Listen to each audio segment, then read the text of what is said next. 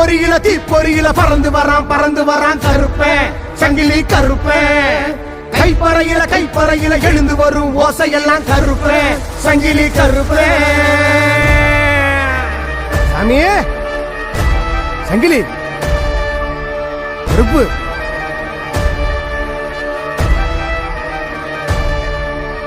ஆரடி உயரமப்பா ஆழமயக்குமப்பா.